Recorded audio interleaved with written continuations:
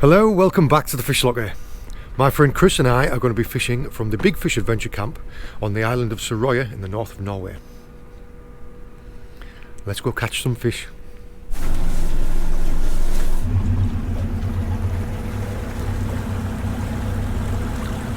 Fuel and then fishing.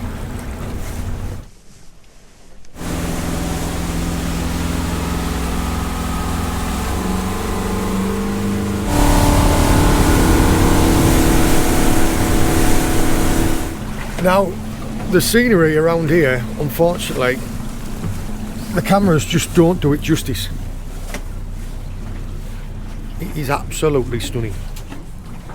Don't be deceived though, it is still a little bit chilly, but yeah, it is absolutely stunning.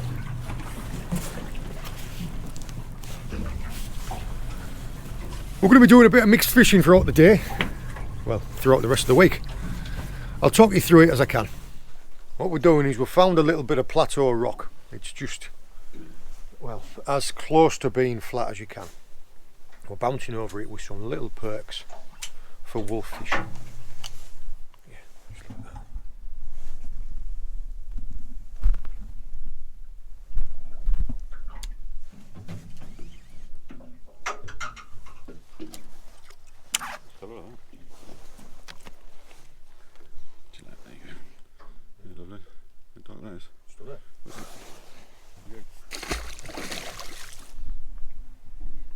And to make it even better, we've just had a whale surface just over there as well. One thing that became immediately apparent was how quickly the weather conditions can change this far north. 1 minute you're wrapped up needing thermals, and the next it's absolutely sweltering. Oh, first time I'm trying. Yes!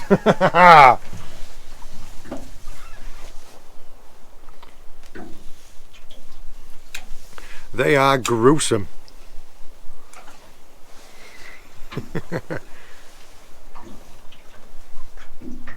I tell you what as well, inside their bellies just feels like sand. That is a wolffish.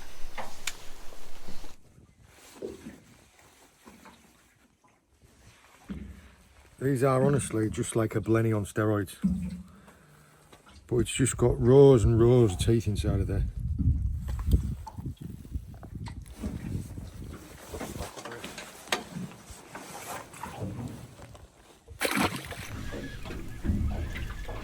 Chucking a little, well, I say little, 150 gram sand eel around. It's a greedy, another golden cod. Very golden.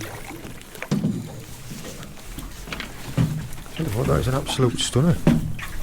Again, fin perfect, and just the best colours. A beautiful fish. Yeah, I'm taking not a small lure either, was it? No, what's that, 150 grams? Yeah.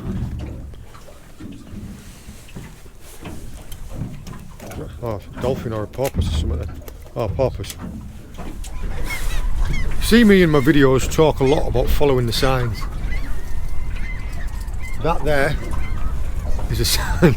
That is a sign that all fishermen want to see. We've got birds working and fish busting. Oh yeah, right behind us, mate, look. Going wild behind us. Chris is going, well that's the feed there, look. Chris is going to try and get a coalfish on a popper. It is the same in Norway as it is anywhere else in the world. Everything is somewhere in a food chain. You find the bait and you will find the fish.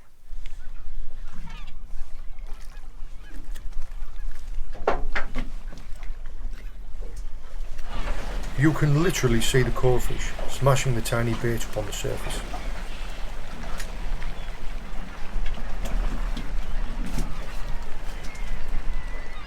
There are some, by Norway standards, they're still tiny, but they are good fun. And I've been picking up a couple of baits to use for later. There you go.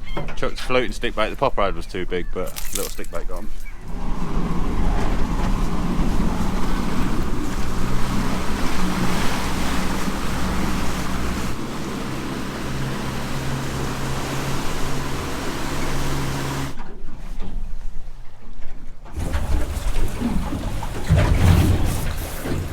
These are just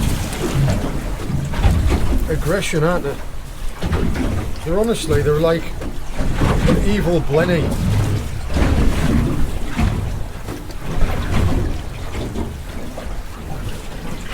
We've just got, I mean, rows and rows of them.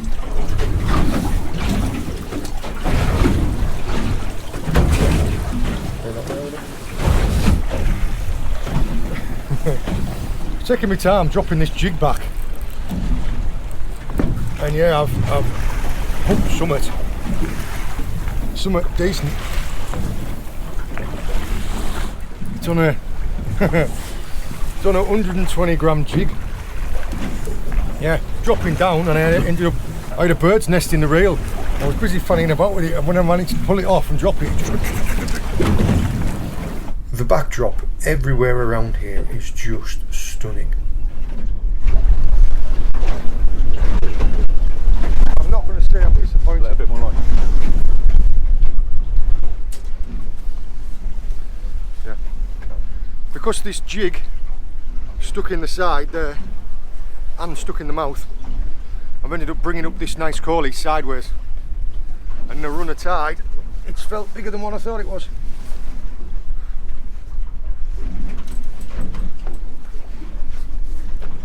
I'm not going to say I'm disappointed, but I am a little bit disappointed.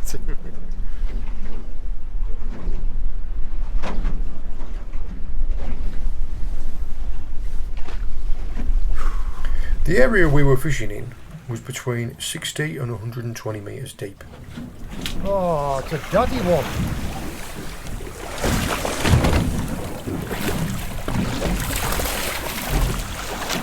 Flippin' heck. What a fatty.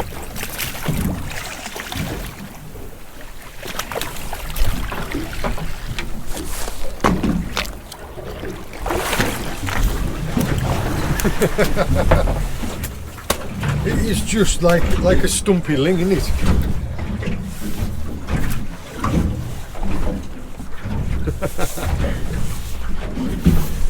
It's like if a rockling was like on super steroids, wouldn't it? Just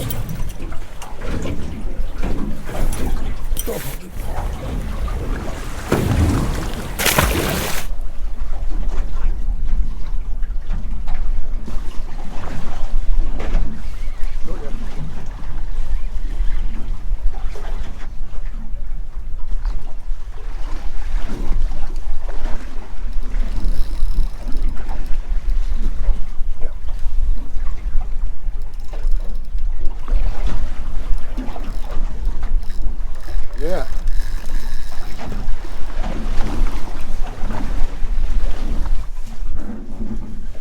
Just at the front, nice coalfish. I'm still jigging with a speed jig, so hit this on the drop. Yeah, not a bad one. Send him back.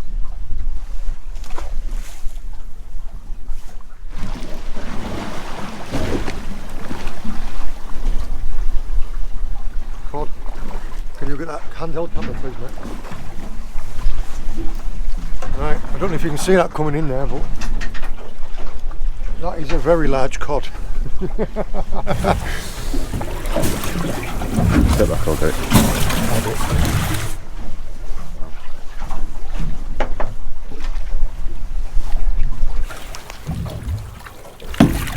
Jesus! Oh. Yeah, there you go. It's too big for me to be able to get into frame. It's the size of its mouth.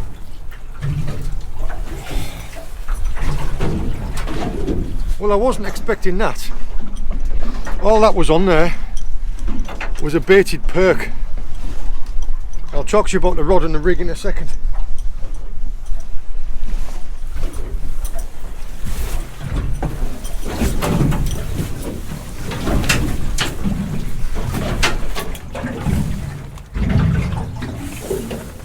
Absolute stunner.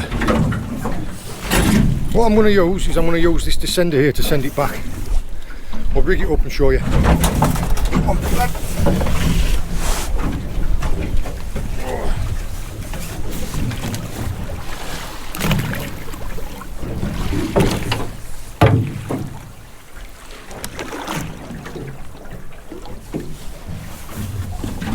What that is there is, during the fight, I've tied that fish out. And we're in a lot of depth of water.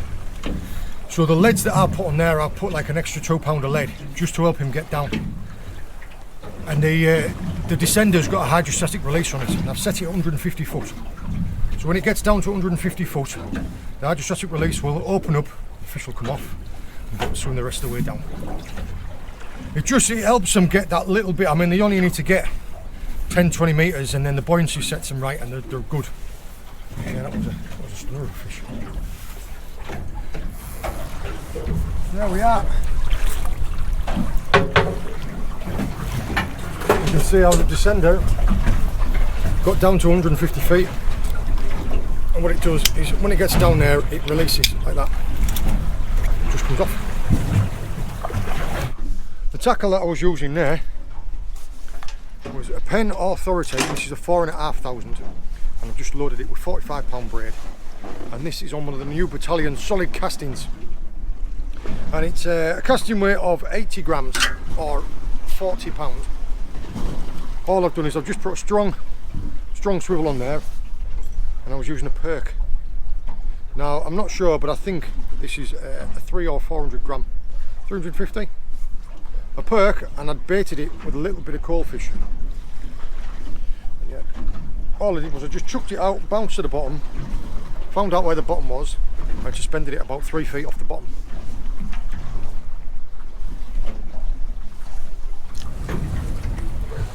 Oh, nice cod. Nice cod. You want me to chin it out, or are you going to get it?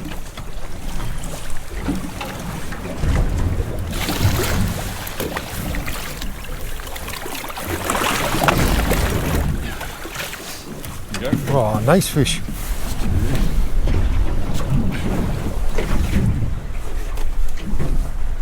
There's a clunker. They've got like a massive head on them, haven't they? Yeah. Dents on there. There you are. Nice. 300 gram of eel. It's a fantastic fish.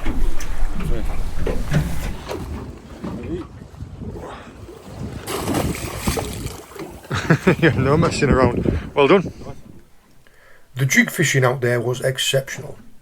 The reason why we opted for this method was it allows you to use lighter jigs, thinner braid in deeper water, making it an all-round amazing sporting setup. We fished in water up to 150 metres deep with 120 gram jigs with no real issues at all. The tidal range out here is only a couple of metres, so we never experienced a lot of tide. Again, just working around some marks that we'd found on Navionics. Working out which way we're going to drift over them. A bit of valleys and a bit of peaks. Just working some jigs down on the bottom. And I think I've got a codling. Do you reckon you've got there a cod as well? Yeah, there's one of them great skewers. A bird just flying past them was a great skewer.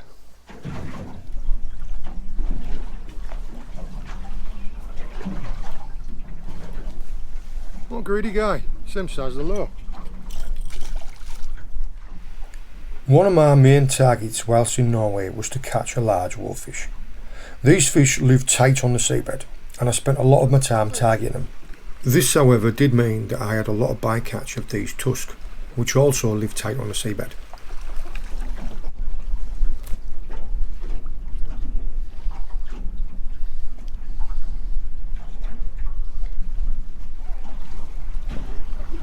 There you go.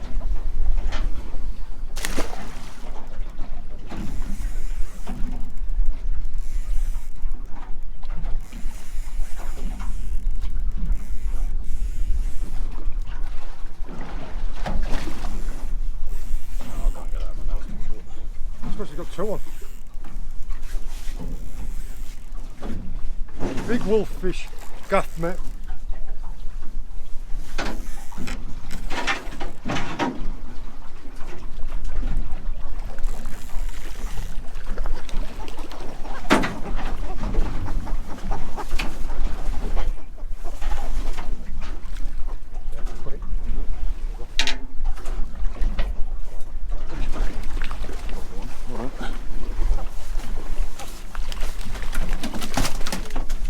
That That's a proper one of them, like. I'm over the moon with that.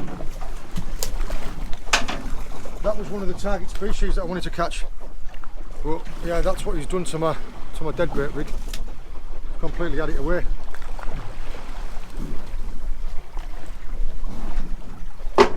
Yeah, there was actually 2 fish came up on that one rig there, because it was a 2-up rig. There's a little tusk there. Tusk, sorry. And I'll show you this fish now. This is one of the main species that I wanted to catch while I was out here in Norway. And this one is a proper one.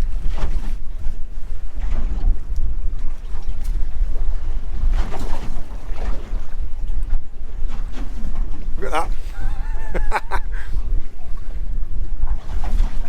This is a wolffish. And there, I can't tell you what, he's just a handful.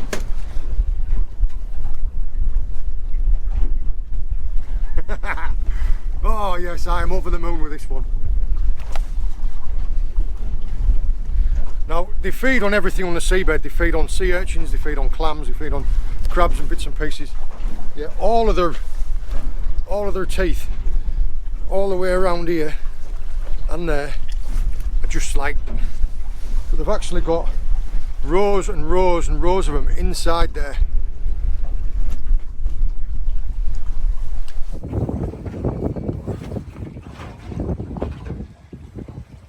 It's just a wicked fish.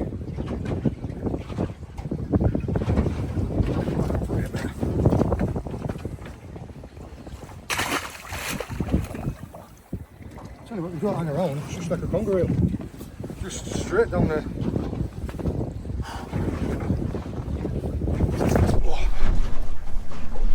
Yeah, we've got some nice photos of that wolffish. That is one of the fish that I wanted to catch when I come here, because you can't catch them where I live. The rig was just fishing a dead collie. Just fishing a dead collie. Well, that's left it. That's what's left it anyway. But yeah, it's well and truly snarled me up. I'll have to tie another one of these. Can't jiggle it. That was what I had before.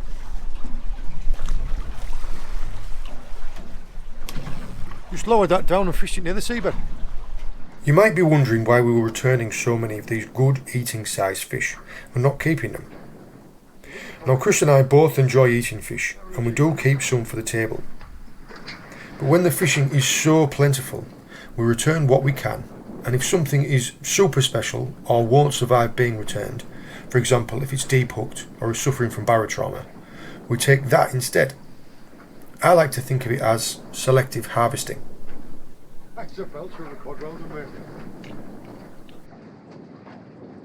Throughout the week we use several different types of soft plastic lures, both inshore and offshore.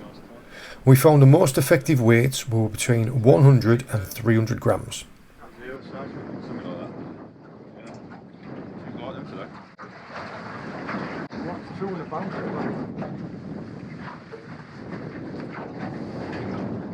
Oh, a stunning stock of fish.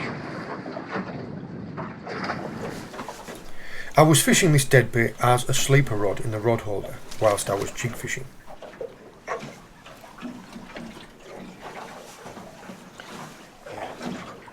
This one's going to take a while. Straight in.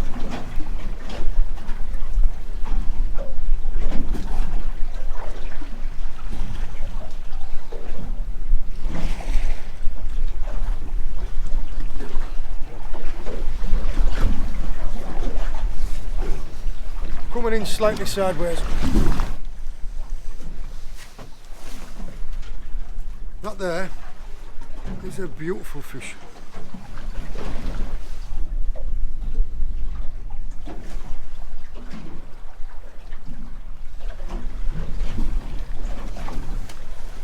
In fact, I'm going to keep this one.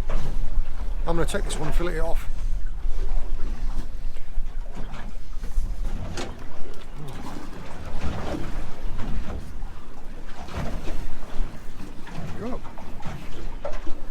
Was a bonus fish on the feathers. I did also hook into something absolutely massive and just couldn't stop it. Truly, this is the land of monsters.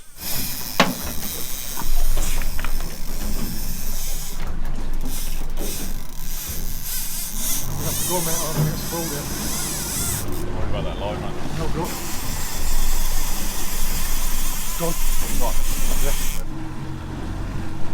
I have absolutely no idea. Like, all my rigs come back. There's no marks in it, just the fish is missing. There's a circle hook, one with a treble as a stinger. But we were just talking about that. I would say if I'd have been back in the UK down in Cornwall, I would have said that was a tuna, just because there was no stopping it. My reel is maxed out, as in like it can't go any higher for drag, and I had to point it at it, and line was peeling off. It's taken me 5 minutes to wind it all back in again. That was 300 metres of line just gone. I'll put a little photo into here of the sounder of what was showed there, but it looks like there's a big target that went down and took the base.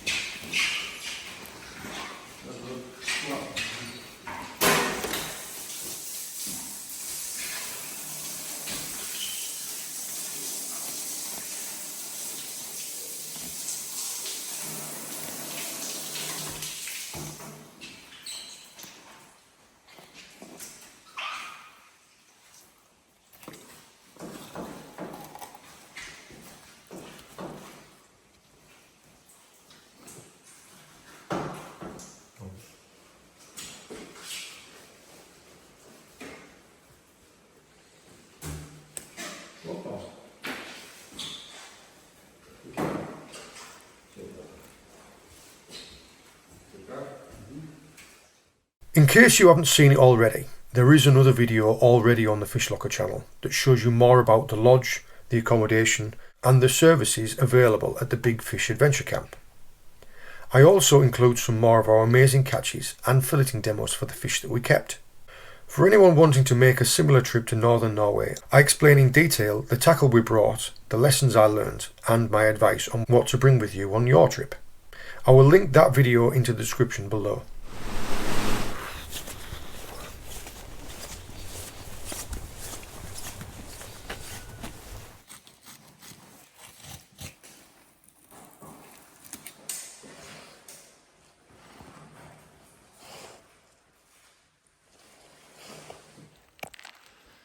There is something truly magical about this place.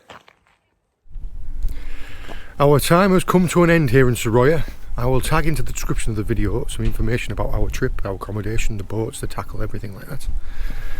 I hope you enjoyed joining us. I hope you found it interesting. Until next time, see you later. If you enjoyed this video, make sure to check out the Fish Locker YouTube channel, where we have hundreds of videos from our adventures just like this one. We upload new videos every Sunday evening, so don't forget to click subscribe and we'll see you on the next one. Let's go!